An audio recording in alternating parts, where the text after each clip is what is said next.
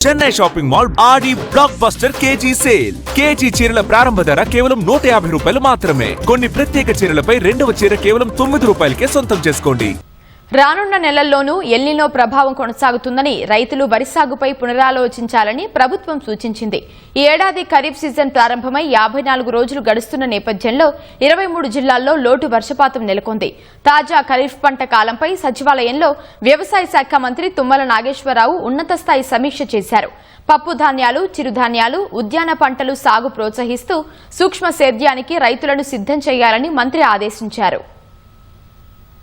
El Niño పంజా విసురుతోంది. రాష్ట్రంలో కరువు కమ్మేస్తోంది. ఈ ఏడాది ఖరీఫ్ సీజన్లో వ్యవసాయ పంటల సాగు పురోగతి ముందుకు సాగడం లేదు. మహారాష్ట్ర, కర్ణాటక, ఎగువ రాష్ట్రాల్లో సరైన వర్షాలు కురవకపోవడంతో కృష్ణా, గోదావరి పరివాహక ప్రాంతాల్లో ప్రధాన జలాశయాలు, ఇతర వనరుల్లో నీటి నిల్వలు తగ్గిపోవడం, భూగర్భ జలాలు పడిపోతుండడం వెరసి తీవ్ర వర్షాభావం కొనసాగుతోంది. భారత వాతావరణ శాఖ నివేదిక ప్రకారం ఆగస్టు నెలలో కూడా ఎల్నినో పరిస్థితులు కొనసాగుతున్నాయని సంకేతాలు సర్వత్రా ఆందోళన కలిగిస్తున్నాయి.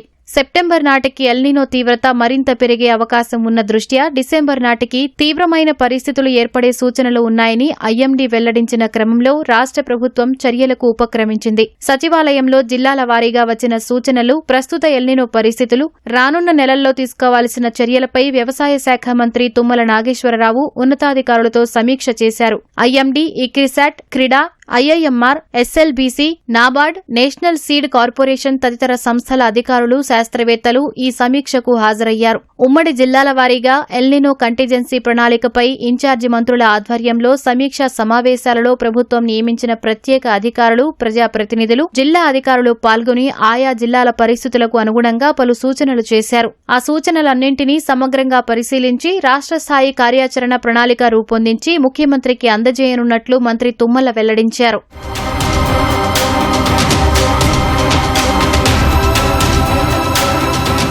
ఖరీఫ్ పంట కాలంతో పాటు రబీ పంట సీజన్ పైన ఎల్నినో ప్రభావం ఉండే అవకాశం ఉన్న దృష్ట్యా ఇప్పటి నుంచే పూర్తి స్థాయిలో అప్రమత్తంగా ఉండాలని మంత్రి తుమ్మల అధికారులకు సూచించారు. ప్రస్తుతం రాష్ట్రంలో 23 జిల్లాల్లో వర్షాభావం, లోటు వర్షపాతం నమోదైందని, 1-2 జిల్లాలు మినహా ఎక్కడా సాధారణ వర్షపాతం నమోదు కాలేదని తెలిపారు. నైరుతి రుతుపవనాల ద్రోణి ప్రభావంతో గత 2 రోజులుగా రాష్ట్రంలో అక్కడక్కడ కురుస్తున్న వర్షాలను చూసి రైతులు వరి సాగు చేయాలని నిర్ణయించుకోవద్దని మంత్రి తుమ్మల స్పష్టం చేశారు. ప్రభుత్వం ఒక్కో జిల్లాకు ప్రత్యేక అధికారులను నియమించిన విధంగానే ప్రతి మండలం, ప్రతి గ్రామానికి కూడా ప్రత్యేక అధికారులను నియమించే అంశంపై జిల్లా కలెక్టర్లతో వ్యవసాయ శాఖ చర్చించనుంది. భూగర్భ జలాలు కూడా వేగంగా తగ్గిపోతున్న దృష్ట్యా బోరుబావుల కింద కూడా వరి సాగు చేయవద్దని రైతులకు అవగాహన కల్పించాలని వ్యవసాయ అనుబంధ శాఖలను ప్రభుత్వం ఆదేశించింది. గత సంవత్సరం వర్షాకాలంతో పోలిస్తే ఈ సీజన్లో దాదాపు 23% మేర సాగు విస్తీర్ణం తగ్గే అవకాశాలు ఉన్నాయని మంత్రి పేర్కొన్నారు.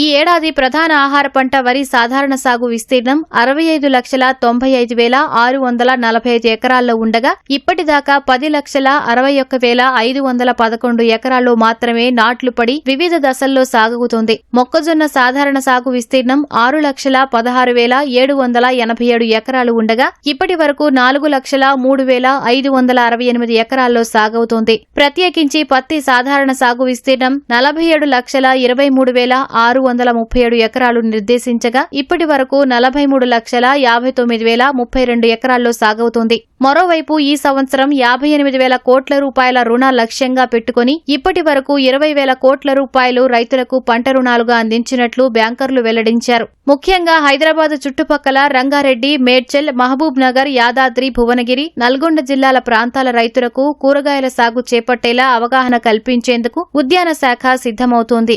ఇప్పటికే వేసిన పంటలను ఏ విధంగా రక్షించుకోవాలో రైతులకు యాజమాన్య పద్ధతులను వివరించాలని ప్రొఫెసర్ జయశంకర్ వ్యవసాయ విశ్వవిద్యాలయం శాస్త్రవేత్తలు గ్రామాల బాట పట్టారు.